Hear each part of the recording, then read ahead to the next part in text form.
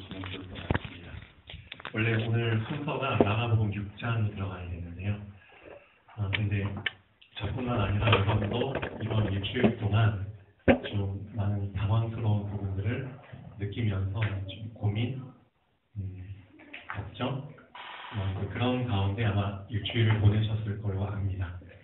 그런 부분들을 통해서 하나님이 분명히 우리에게 주시고자 하는 그 하나님의 숨겨진 뜻을 발견하면 좋겠다고 생각이 돼서 오늘 이 말씀을 좀 해야 될 걸로 봐서 지금 하겠습니다. 먼저 그 하박국을 하기 전에 우리가 먼저 알아야 될 부분이 복이라는 게 참 좋잖아요. 네, 복과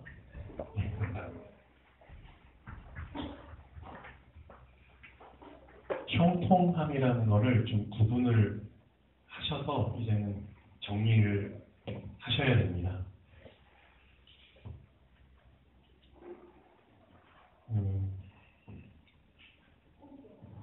우리 신앙인들에게 가장 많이 이제 그 뿌리 깊게 좀 와 닿아 있는 게 이제 복이죠. 그래서 어떻게 보면은 원래 하나님을 믿는 그 신앙, 복음 신앙 속에 기복 신앙이라는 게 이제 참 많이 이제 들어와 있는 거죠. 기복 신앙. 그래서 기복 신앙이 정말 그 우리 복음 신앙인 것처럼 착각하고 신앙생활하는 사람들도 많습니다. 네, 그럴 수밖에 없는 이유가 성경에 보면은 복이라는 부분이 참 많이 나오거든요. 근데 복이 사실 본질은 아닙니다. 근데 하나님이 인간을 부르셔가지고 하나님의 뜻대로 이끌어 가시기 위해서 복이라는 게 필요하기 때문에 하나님 복을 주시는 거죠. 복이 본질은 아닙니다. 근데 이제 복을 보면은 이게 창세기에 아브라함부터 이삭, 야곱, 이 요셉이라는 4명의 일생이 쭉 나오는데 참 신기하게도 아브라함과 이삭, 야곱에게는 하나님이 복이라는 말을 좀 자주 사용을 하십니다.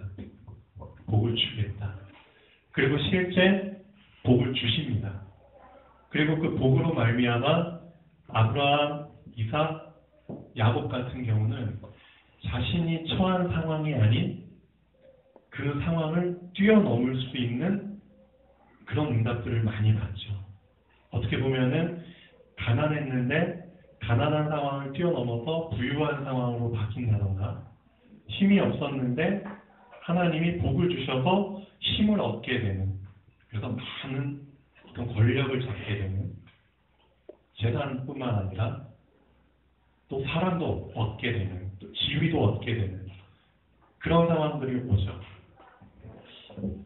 그래서 이번 한 주일 동안 창세기 12장부터 50장까지 한번 잘 읽어보셨으면 좋겠습니다. 60장까지인가요, 창세기가? 끝장까지. 보면 아브라함, 이삭, 야곱이 어떻게 하나님의 복을 받아서 자신이 주어진 상황을 뛰어넘어서, 그렇죠? 다른 상황 속에서 복을 누리게 되었는지, 그런 부분들을 좀 잘 보시면 좋겠는데, 근데 이게 본질이 아니라는 겁니다. 정말 하나님이 원하시는 거는 복 이전에 요셉처럼 자신이 처한 상황 속에서 그 상황을 뛰어넘지 못하더라도 그 상황 속에서 형통함을 누리는 것, 그게 키입니다. 어떻게 보면은 아브라함부터 4대 만에 제대로 하나님의 의중을 알고 제대로 하나님과의 관계를 유지하면서 신앙생활하는 제대로 된 사람이 나온 겁니다. 4대 만에. 사실 아브라함 바로 다음에 이삭을 통해서 이런 요셉과 같은 응답을 주실 수도 있었겠죠. 아니면 이삭 바로 다음 된 야곱에게 이런 요셉과 같은 상황을 허락하시면서 그 응답을 진행시켜 나갈 수도 있으셨겠죠, 하나님께서. 그런데 그렇게 하지 않으시고 요셉 때에 이르러서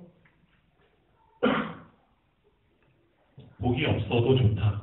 어떻게 보면 복이 없어도 전혀 하나님과의 관계가 끊어지지 않으면서도 그 상황 속에서도 하나님과의 관계를 더 우선순위로 생각하면서 그 상황을 누릴 줄 아는, 그렇죠?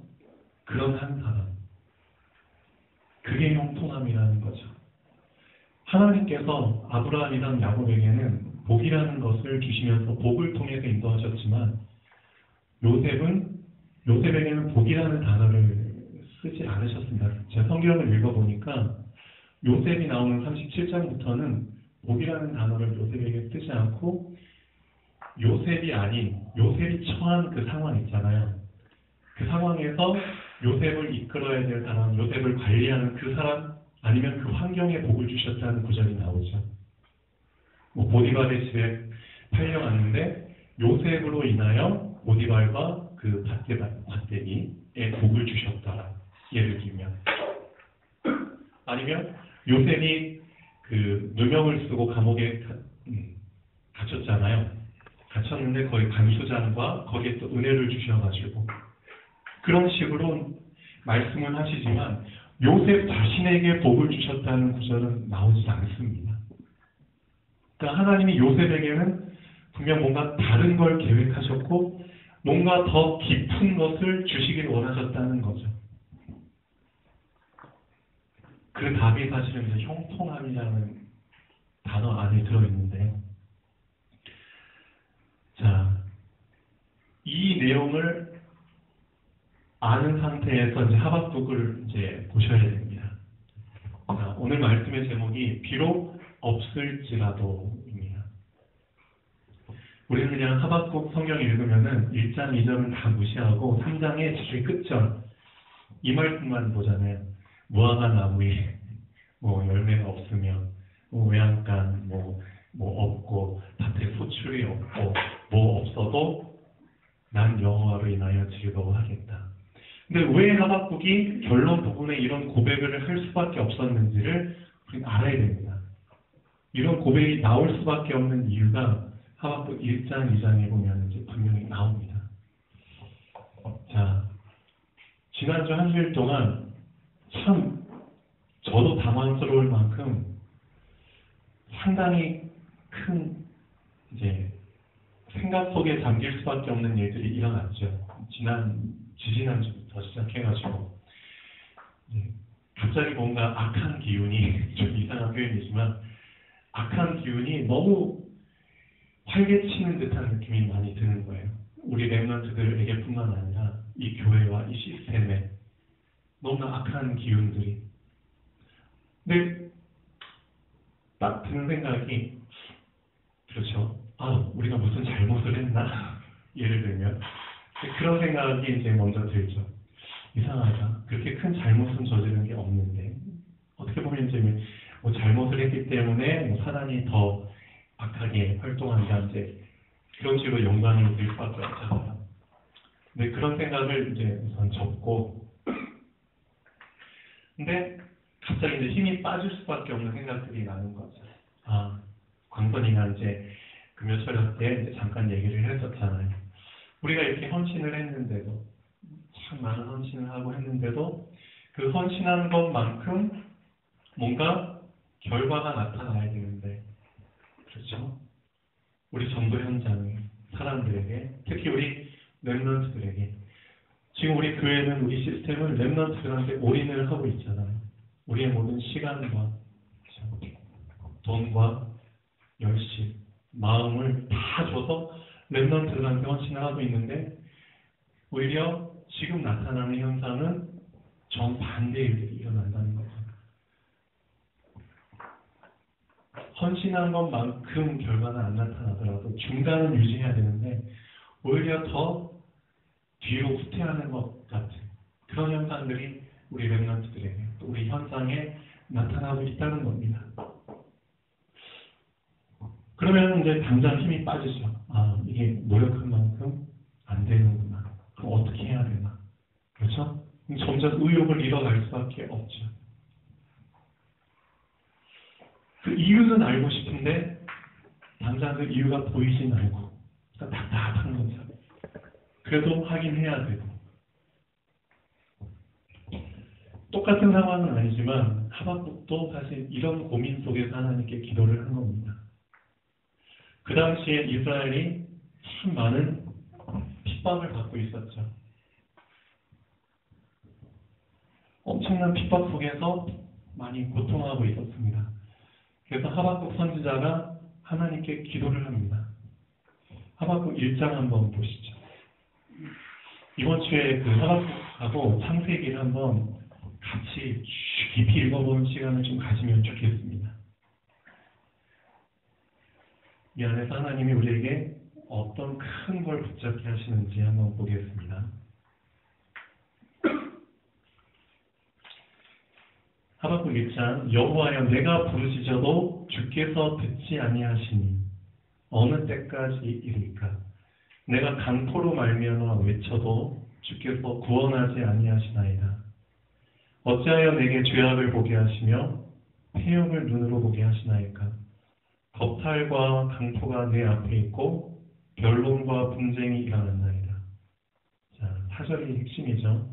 율법이 해이하고 정의가 전혀 시행되지 못하오니 이는 악인이 의인을 애워쌌으므로 정의가 굳게 행하여짐이니라.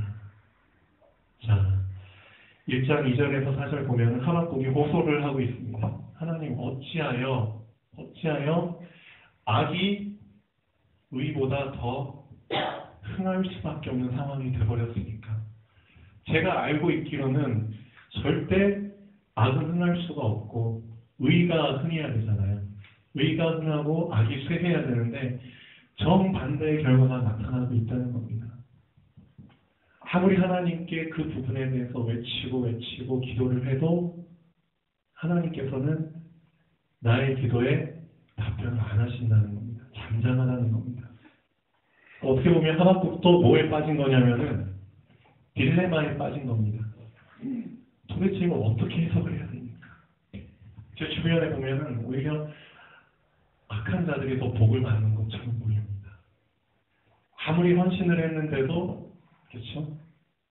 거기에 대한 그게 없으니까 딜레마에 빠지는 것과 어떻게 보면 비슷한 상황이라는 거죠.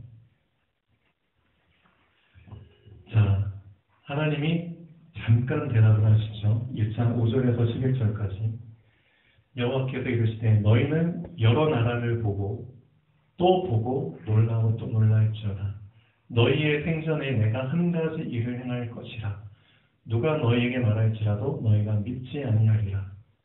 보라 내가 사납고 성급한 백성 곧 땅이 넓은 곳으로 다니며 자기의 소유가 아닌 거처들을 점령하는 갈대아 사람을 일으켰나니 그들은 두렵고 무서우며 당당함과 위엄이 자기들에게서 나오며 그들의 군마는 표범보다 빠르고 저녁 이리보다 사나우며 그들의 마병은 먼 곳에서 더 빨리 달려오는 마병이라. 마치 먹이를 움키려 하는 독수리의 나름과 같으니라. 그들은 다 강포를 행하러 오는데 앞을 향하여 나아가며 사람을 사로잡아 모으기를 모래같이 많이 할 것이요. 왕들을 멸시하며 방백을 조소하며 모든 견고한 성들을 비웃고 흉벽을 쌓아 그것을 점령할 것이라. 그들은 자기들이 힘을 자기들의 신으로 삼는 자들이라. 이에 바람같이 급히 몰아 지나치게 행하여 범죄하리라. 하나님이 이런 답변을 하셨는데 하박국의 그 질문에 오히려 더 예를 들면 혹 떼기 위해서 하나님께 기도를 했는데 하나님은 더 혹을 갖다 붙이시는 답변을 하시죠. 쉽게 말하면 이스라엘 지금 힘들기 때문에 그 힘든 고통을 면하게 해달라고 하박국은 기도를 했는데 오히려 더 악한 갈대아 사람들을 일으켜가지고 더 힘들게 될 거라고 말을 하고 있죠. 더 너희는 힘들게 될 것이다. 지금도 힘들어가지고 쩔쩔매고 하나님께 이 상황 모면해달라고 기도를 하는데 하나님 거기에 또 혹을 붙여주십니다. 그 이유가 뭘까요? 지금 현재 상황으로 봤을 때는 정말 하박국의 기도처럼 의인이 힘을 잃어가고 있고 악인이 힘을 얻어가고 있고 정말 정반대의 상황들이 일어나는 겁니다. 현재 상황만 해석해 보면, 그러면 하나님의 말씀이 전혀 반대되는, 하나님의 말씀은 거짓이야라고 해석할 수밖에 없는 상황이 일어난다는 거죠. 지금 우리의 상황하고 적용해 보면 또 비슷합니다. 우리가 진짜 하나님의 말씀대로, 그렇죠? 하나님의 그 뜻대로 복음 전도에 이렇게 헌신하며 열심히 하고 있는데 그 말씀과는 전혀 정반대의 일들이 지금 일어나는 것처럼 보이니까. 근데 하나님 거기에 또 혹을 붙여주시죠. 더 힘들게 될 것이다. 자, 하박국이 이제 또 두 번째 호소를 합니다. 1장 12절에서 17절까지. 선지자가 이르되 여호와 나의 하나님, 나의 거룩한 이시여, 주께서는 만세 전부터 계시지 아니하시나이까. 우리가 사망에 이르지 아니하리이다. 여호와여, 주께서 심판하기 위하여 그들을 두셨나이다. 반석이시여, 주께서 경계하기 위하여 그들을 세우셨나이다. 주께서는 눈이 정결하심으로 악을 참아보지 못하시며 폐역을 참아보지 못하시거늘. 그렇죠? 하박국이 생각하는 하나님은 이런 하나님입니다. 근데 어찌하여 거짓된 자들을 방관하시며 악인이 자기보다 의로운 사람을 삼키는데도 장장하시나이까. 전혀 이해되지 못하는 현상이 일어나니까 주께서 어찌하여 사람을 바다의 고기 같게 하시며 다스리는 자 없는 벌레 같게 하시나이까.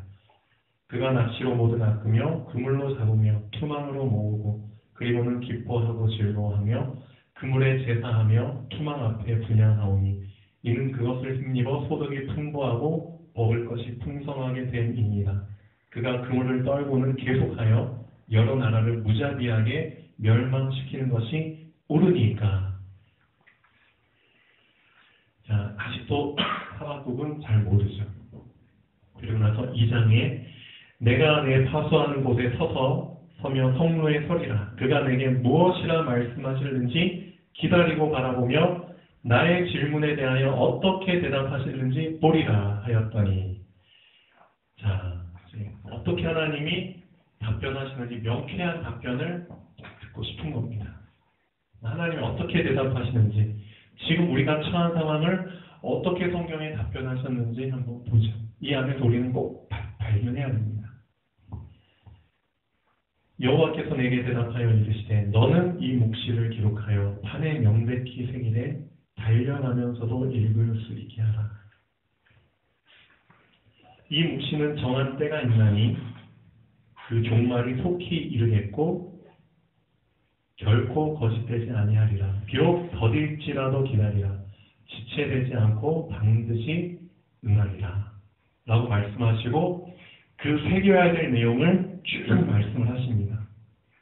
근데 어떤 말씀들을 쭉 하시는지 한번 보죠. 2장 4절부터 쭉 보면은, 자, 이스라엘의 죄악을 열거하십니다. 죄악.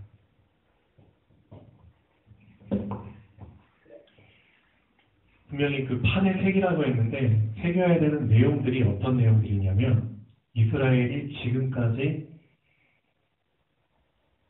하나님을 업신여기고 하나님을 등한시 여기고 본인들의, 그렇죠, 욕구를 충족시키기 위해서 행했던 죄악들입니다. 그걸 쭉 하나님이 열거를 하십니다.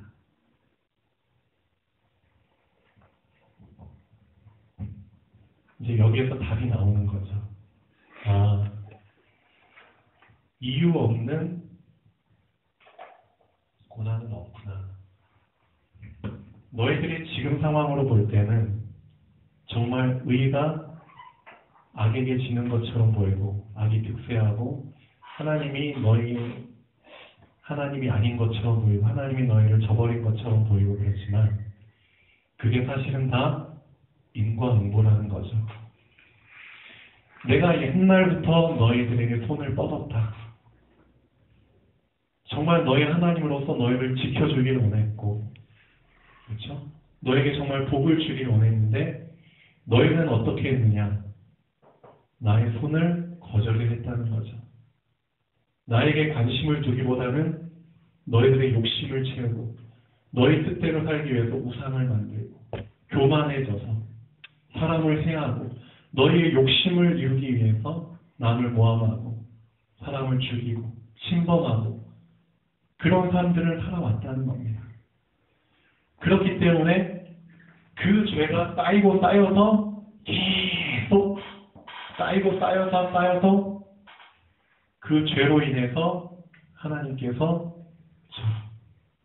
징벌을 계획하셨고 그 결과 지금 너희들이 징벌을 받고 있다는 겁니다. 우리는 뭔가 좀 잘못 해석하고 있었다는 거죠. 지금 당장 우리가 막 고난받고 하는 것처럼 보이니까 하나님이 날 버린 것 같고 하나님 말씀이 안 맞는 것처럼 보이고 의가 악에게 지는 것처럼 보이지만 그게 아니라는 겁니다. 그렇게 될 수밖에 없는 이유가 예전부터 있었다는 거죠. 그 과거를 해석을 못 해버리고 현재 상황만 보고 해석을 하려니까 답이 안 나오는 겁니다. 하나님은 하박국에게 그 이유를 말씀을 하고 계십니다. 너희의 죄악으로 말미암아 이스라엘 너희 백성의 과거부터 지금까지 누적되어 온 죄악으로 말미암아 그걸 한번 하나님이 딱 뒤집어 엎으셔야 되잖아요. 그래서 하나님이 너희들에게 고난을 주시는 거고 더 악한 갈대아 사람들을 일으켜가지고 완전히 그렇죠 징벌을 이제 계획을 하셨다는 겁니다. 그래서 이제 그 말을 듣고 하박국이 이제는 할 말이 없는 거죠. 아, 당연한 결과구나. 당연한 결과. 우리가 고난 받을 수밖에 없는 게, 그렇죠? 강포로 말미암아 우리가 고통받을 수밖에 없는 게 이게 당연한 결과였구나. 라는 사실을 알고 나서 이제 하박국 3장에 보면은 자, 하나님의 대답을 듣고 난 후에 하박국의 생각이 나옵니다. 여호와여, 주는 주의 일을 이 수년 내에 부응하게 하옵소서. 이 수년 내에 나타내 주옵소서. 하나님이 이미 계획하셨고 징벌을 주시는 거기 때문에 막을 수가 없는 거죠. 죄값이기 때문에. 그렇지만 부탁을 하죠. 어떤 부탁을 하나요? 진노 중에라도 긍휼을 잃지 마옵소서. 진노하시는 게 당연합니다. 그렇지만 긍휼을 잊지 마옵소서라고 얘기를 합니다. 그렇게 하면서 이제 하박국 3장의 16절부터 19절까지 이런 표현이 나옵니다. 맞다. 그래. 비록 지금 우리 이스라엘 나라가 이 모양 이 꼴이 되고 그렇지만 자, 그건 이제 죄로 인해서 어쩔 수 없이 당연히 나타나는 결과고 그렇다면 나는 지금 뭘 붙잡아야 되는가? 나 자신은 그러면 뭘 붙잡아야 되는가? 그걸 하박국은 붙잡게 됩니다. 아, 그래. 이미 하나님의 정해진 그 계획은 흘러가는 거다. 그렇다면 나는 거기에 순종하고 그 계획이 이루어지도록 아멘 하고 대답할 수밖에 없는데 그렇다면 나 자신은 내가 놓치고 있었던 건 뭐냐 이거라는 거죠. 가장 중요한 하나님과 나 사이의 근본을 놓치고 있었다는 겁니다. 네. 그거를 하박국은 붙잡게 됩니다. 아무리 상황이 힘들고 그래도 내가 붙잡아야 될 거는 딴 게 아니라 즉 비록 무화과 나무가 무성하지 못하며 그렇죠? 우리가 바라는 그런 풍성함 있잖아요. 어떻게 보면 이스라엘 나라도 정말 평온한 가운데 지내면 좋잖아요.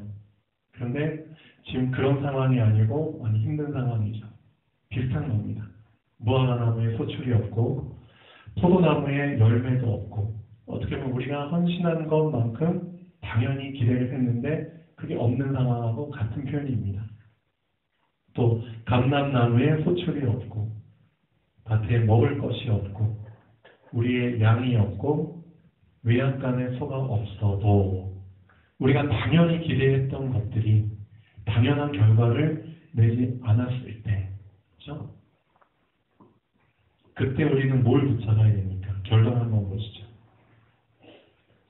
당연하게 기대했던 것들이 당연한 결과로 나타나지 않을 때 우리 자신에게 또 지금 상황에 적용해 보면 좋겠죠. 이유를 발견하라는 겁니다. 그런 상황이 왔을 때 하박국 같은 경우는 이런 이유가 있었구나. 이스라엘의 누적된 그런 죄악 때문에 하나님이 징벌하시기로 계획하셨기 때문에 그 징벌 때문에 지금 이스라엘이 고통받는 거지 의가 악에게 지는 게 아니다. 분명히 하나님은 이 수년 내에 이걸 다 끝내시고 다시 의가 회복되도록 하실 거라는 거죠. 그렇죠? 하나님의 말씀이 변개된 것이 아니다. 하나님의 말씀이 틀린 게 아니다. 분명히 이유가 있기 때문이라는 겁니다. 지금 우리가 처한 상황도 사실 마찬가지입니다. 렘넌트들이 뭔가 더 우리의 생각과는 달리 앞으로 나아가지 않고 뒤로 가는 것처럼 보이지만 거기에는 분명히 렘넌트 한 명 한 명에게 보면은 렘넌트 한 명 한 명이 지금까지 쌓아온 어떻게 보면은 불신앙의 체질 속에서 쌓아온 그 생각과 그렇죠? 그런 불신앙들 그런 부분들이 지금 나타나는 겁니다. 어떻게 보면 그런 결과라는 거죠. 우리는 열심히 우리 할 일을 했지만 하나님이 렘넌트 한 명 한 명을 볼 때는 렘넌트 한 명 한 명에게 어떻게 보면 계획하신 것들을 또 경험하게 하시고 이루어야 되잖아요. 그렇죠? 그런 것들이 우리 볼 때는 뭔가 더 뒤로 가는 것처럼 보이고 헌신한 거에 비해서 뭔가 대가가 없는 것처럼 보일 수 있습니다. 그러니까 지금 현재 상황만 보고 해석하면 안 된다는 겁니다. 우리 렘넌트를 전체로 다 좀 이상한 표현이지만 싸잡아서 해석을 하려고 하지만 하나님께서는 렘넌트 전체도 보시지만 한 명 한 명이 자라온 배경 환경을 다 보시고 거기에 맞게 인도를 하고 계신다는 거죠. 그런 부분들이 이렇게 지금 현상으로 나타나는 겁니다. 그렇다면 이유를 발견하고 두 번째는 근본을 붙잡고 하박국이 근본을 붙잡는 것처럼 이스라엘은 지금 힘든 상황 속에 있지만 그렇다고 내가 거기에 영향받고 거기에 빠질 필요는 없다. 나는 내가 붙잡아야 될 게 있다는 거죠. 나와 하나님과의 관계 속에서 난 뭘 붙잡아야 되느냐 이거라는 겁니다. 나는 여호와로 말미암아 즐거워하며 나의 구원의 하나님으로 말미암아 기뻐하리로다. 나는 이걸 붙잡아야 된다는 거죠. 그게 진짜 신앙이라는 겁니다. 하박국은 이 상황을 바꿔달라고 사실은 기도한 겁니다. 바꿔달라고. 어떻게 보면 아브라함, 이삭, 야곱이 복을 받아서 그 상황이 다른 상황으로 바뀌어진 것처럼 하박국도 사실 이런 기도를 한 겁니다. 하나님, 우리 이스라엘에 복을 주셔서 지금 이 힘든 상황을 벗어나서 평온한 상황으로 만들어 주십시오라고 기도를 한 겁니다. 그렇지만 하나님은 거기에 대한 답변으로 요셉과 같은 그렇죠? 이런 수준을 원하신다는 거죠.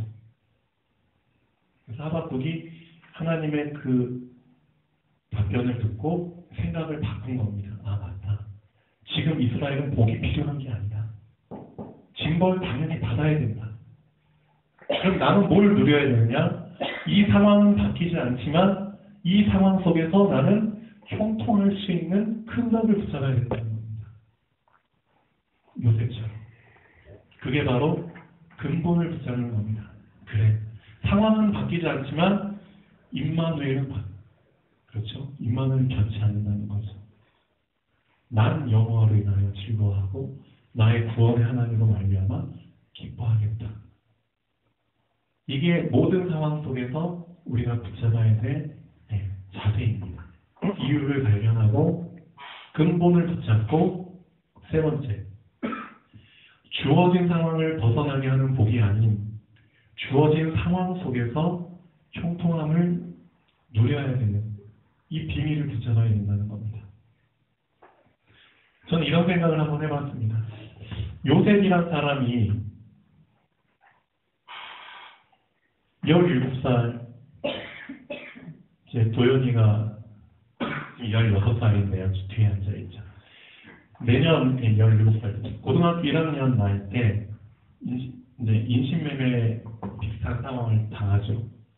형제들에게 이렇게 배신을 당해서 이제 팔려가는 상황이 있는데, 사실 그 이전에 꿈을 꿨다는 거죠. 그 꿈이 해와 달과 별들이 나에게 절하고 아빠, 엄마, 형제들의 볕단이 내 볕단에 절을 한다는 꿈. 그렇죠? 근데 그 꿈이 과연 현실로 어떤 응답으로 나타날지는 아마 제가 볼 때는 몰랐을 거예요. 그렇죠? 그렇지만 그 꿈은 요셉이 평생 간직할 수 있는 꿈이었다는 거죠.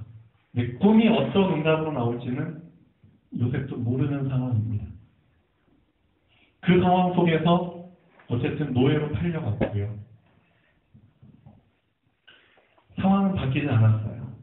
근데 그 상황 속에서 하나님의 형통함을 받고 가정 총무가 됐죠. 그런데 어떻게 된 게 더 상황이 악화돼가지고 누명을 쓰고 감옥에 갇힙니다. 상황이 바뀌지 않았어요. 노예, 감옥, 죄인 신분이죠. 거기에서 어쨌든 형통함을 받아서 거기서도 간수장의 신임을 받아서 일들을 다 처리를 하죠. 근데 거기에 술 맡은 관원장과 떡 맡은 관원장이 죄인의 신분으로 들어오게 되죠.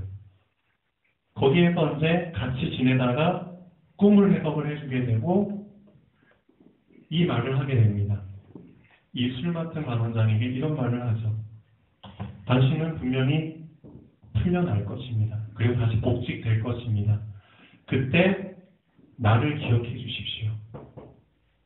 저는 아무것도 잘못한 일이 없는데 여기에 누명을 쓰고 갇혀 있습니다. 당신이 복직되거든 저를 기억해 주셔서 바로 왕한테 얘기를 해서 저를 빼내 주십시오라고 요셉이 부탁을 합니다. 이게 무슨 뜻이죠? 무슨 뜻이죠?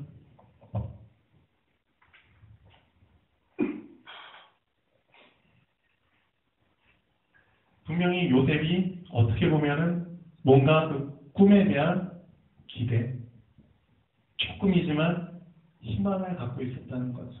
어떤 희망? 어떤 응답으로 올지는 모르지만 그런 기대와 희망을 갖고 있었다는 겁니다. 근데 참 신기한 게 여러분도 아시다시피 복직되고 나서 까맣게 잊었더라. 그리고 나서 시간이 만 2년이 흘러갑니다. 만 2년이라는 시간이 짧은 시간 같죠? 아닙니다. 우리 지금 개척하고 나서 이제 2년 됐잖아요. 그 2년이란 엄청난 시간 동안 하루하루 요셉은 어떤 생각을 했을까요? 이제는 기대를 저버려야겠구나. 희망 저버려야겠구나. 어떻게 보면 이 생각 전 했을 거라고 봅니다. 그래. 이 꿈도 중요하지만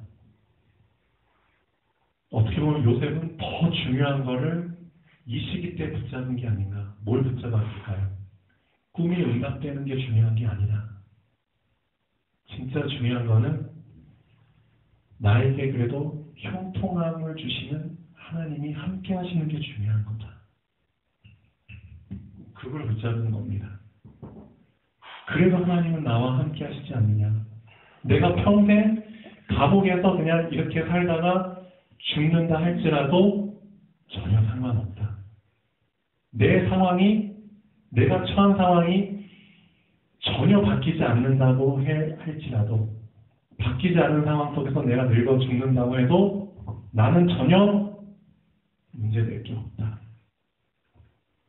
아마 요셉은 여기까지 생각하지 않았을까 싶습니다. 근데 그래야 맞습니다, 사실은. 그래야 맞습니다.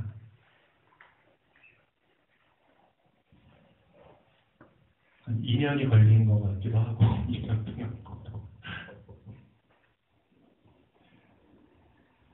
어떻게 보면은, 함께 하심이 우선순위잖아요. 요셉이 어떤 꿈에 대한 응답을 받고, 총리가 되고, 이런 것들은 사실 육신에 주시는 응답입니다. 육신 수준에 주시는 응답입니다. 그렇죠? 이건 우선순위가 아니라는 겁니다. 진짜 우선순위는 하나님이 영으로 나와 함께 하시는 겁니다. 그렇죠? 이 우선순위가 바로 됐을 때, 나 나머지 없어도 좋다. 정말 이게 하나님께 인정이 됐을 때, 그때 하나님은 육신 수준의 그런 응답도 허락을 해주신다는 겁니다. 똑같죠? 정말 복이 아닌 진짜 형통함을 더 우선으로 붙잡았을 때, 내가 처한 상황 속에서 그래, 임망을 누리는 것이다. 이 상황이 전혀 바뀌지 않아도 상관없다. 우리 간혹가다 이런 말 하잖아요. 우리 교회는 어떻게? 평생 이렇게 가는 거야? 오케이. 이렇게 간다 해도 상관없다는 겁니다. 중요한 거, 진짜 중요한 거는 내가 임마누엘을 누리고 있다는 거. 그렇죠? 그거면 된다는 겁니다. 우리 랩런트들은 어떻게? 그냥 이 상태로 랩런트들 그냥 가는 거야? 오케이, 상관없습니다. 그냥 이 상황 속에서 나는 아무런 욕심 없이, 동기 없이 그냥 누리는 겁니다. 그냥 이렇게 정말 평생 간다고 할지라도 진짜 우리는 은근히 막연한 기대 갖고 있잖아요. 에이, 그래도 하나님 이 상황 바꿔주실 수 있. 그 기대가 완전히 무참히 그냥 없어진다고 해도. 그렇죠? 그게 포인트라는 겁니다. 사도 바울도 말년에 이런 고백을 하죠. 사도 바울이 그 교회들에게 편지를 썼잖아요. 바울서신 13권 중에서 한 개인에게 쓴 편지 말고 개인 빌레몬, 디모데, 디도 그런 사람에게 개인에게 준 편지 말고 교회들에게 보낸 편지 중에서 제일 마지막에 보낸 편지가 빌립보서입니다. 빌립보서를 제일 마지막에 보냈죠. 빌립보서에는 바울의 어떤 영적인 누림과 성장에 대한 표현이 좀 나옵니다. 여기에 어떤 표현을 했냐면 다른 교회들에는 쓰지 않은 표현입니다. 내가 지금 나의 간절한 기대와 소망이 뭐냐면은 난 지금이라도 내 육신을 빠져나가서 죽어서 하나님과 함께하고 싶다. 난 진짜 임마누엘 누리고 싶다. 정말 하나님 누리고 싶다.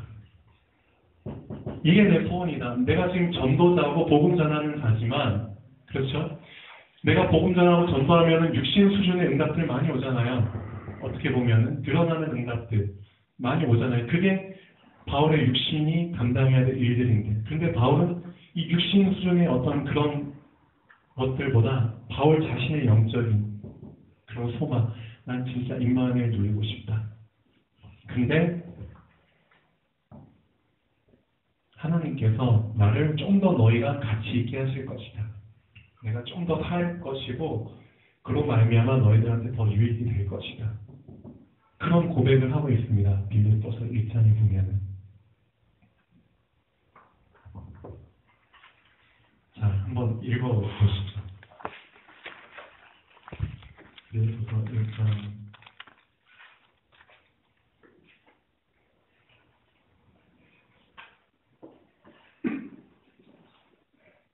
21절. 이는 내게 사는 것이 그리스도니 죽는 것도 유익함이라. 그러나 만일 육신으로 사는 이것이, 그렇죠? 육신으로 사는 이것이, 어떻게 보면은 요셉이 받았던 꿈에 대한 응답도 육신으로 사는 응답이라는 겁니다. 육신으로 이제 총리가 되고 나도 살고 남도 살리는 그런 응답으로 똑같죠. 만일 육신으로 사는 이것이 내일의 열매일진데 무엇을 택해야 하는지 나는 알지 못하노라. 내가 그 둘 사이에 끼었으니 차라리 세상을 떠나서 그리스도와 함께 있는 것이 훨씬 더 좋은 일이라.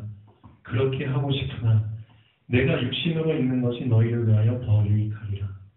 내가 살 것과 너희 믿음의 진보와 기쁨을 위하여 너희 무리와 함께 거할 이것을 확실히 아노니 내가 다시 너희와 같이 있으므로 그리스도 예수 안에서 너희 자랑이 나로 말미암아 풍성하게 하려 함이라. 그렇죠? 이 안에서 바울이 정말 원했던 건 뭘까요? 본인은 정말 하나님과 함께하고 싶다. 그렇지만 내가 육신적인 응답, 그렇죠? 육신으로 있는 것이 너희들한테 더 큰 응답이니까 그걸 위해 하나님이 좀 더 머물게 하는 것이다. 이런 수준을 붙잡길 원하시는 거겠죠. 요셉도 마찬가지로 감옥에 있으면서 맞다. 나에게 주신 꿈을 응답받는 게 그게 중요한 게 아니다. 어떻게 보면 나는 지금 하나님과 함께하고 있지 않느냐. 그 함께함을 내가 누리면 이렇게 내 인생이 끝나더라도 전혀 문제될 게 없다. 그래. 나의 어떤 내 안에 깊이 잠재되어 있던 어떤 그 소망, 꿈, 동기 그런 게 있다면 사실 그것도 다 거추장스러운 거라는 거죠. 그것도 진짜 다 내려놓자. 그게 하나님께 사실 확인이 됐을 때 하나님이 이제 그때 이제 시작을 하신 게 아닐까 싶습니다. 요셉에게 좋다. 요셉아, 넌 이제 됐다. 하나님이 정말 그 확인하고 싶어 하셨던 그 상황 속에서도 그렇죠? 이 상황이 나에게 바뀌든 바뀌지 않든 그게 중요한 게 아니다. 그 안에서도 항상 임마누엘을 누릴 수 있지 않느냐. 그 형통함을 너가 우선순위로 붙잡았기 때문에 나는 너에게 형통함 이후에 오는 복을 축복으로 주겠다. 요셉은 사실 제대로 된 복을 받은 사람입니다. 형통함 이후의 복, 그게 진짜 복입니다. 형통함이라는 것을 경험하지 않은 상태에서 복을 받아버리면 사실 문제가 오죠. 하나님이 주시고자 하는 순서가 바로 이런 게 아닌가 싶습니다. 맞다. 있어도 좋고 없어도 좋다. 그 상황 속에서도 나는 임마누엘 누리는 것이다. 그리고 나서 하나님이 그렇죠. 제대로 된 형통한 이후에 복을 주신다는 겁니다. 그래서 오늘 말씀의 제목 비록 없을지라도 그렇죠? 이걸 지금 우리 교회와 여러분 상황에 비추어가지고 한번 잘 해석을 해보십시오. 맞다. 비록 없어도 no problem. 문제될 게 없다는 겁니다. 이게 진짜 우리께 되어야 된다는 겁니다. 비록 이 상황이 바뀌지 않아도 no problem. 문제될 거 없습니다. 이유를 분명히 알았고, 그렇죠? 이유를 분명히 알았고, 두 번째, 근본을 붙잡았고, 세 번째, 형통함을 누리면 되는 겁니다. 뭔가 육신적인 응답에 대한 기대는 사실 하나님께서 하시는 거기 때문에 우리는 신경 쓸 필요가 없습니다. 하나님께서 이 상황 바뀌지 않은 상태에서 10년, 20년 가게 하시면 그냥 가는 겁니다. 우리는 계속 근본 놓치지 않고, 그렇죠? 입만을 붙잡고 그냥 즐기면 되는 겁니다. 렘넌트들이 10명이오든 20명이오든 100명이오든 그 숫자는 우리하고는 상관없습니다. 그건 하나님의 렘넌트 각각에게 계획하신 대로 그 렘넌트 한 명의 어떤 그 쌓여온 배경 그런 거 다 일일이 하나님이 고려하시면서 끌고 가시기 때문에 거기까지 우리가 막 관여해가지고 거기에 좌지우지 필요 없습니다. 우리는 그냥 우리가 맡은 일, 그렇죠? 이유를 알고 이런 상황이 펼쳐지면 빨리 이유 발견하고, 그렇죠? 그리고 나와 하나님과의 근본 임마음을 누리면서, 그렇죠? 주어진 상황 속의 형통함을 누리면 됩니다. 절대 형통함을 뺏기면 안 됩니다. 그러면 될 것 같습니다. 자, 이번 한 주일 동안 좀 이제 하박국과 창세기를 좀 깊이 읽으면서 하나님을 깊이 붙잡을 수 있는 시간이 되면 좋겠습니다. 기도하겠습니다. 살아계신 하나님 아버지, 정말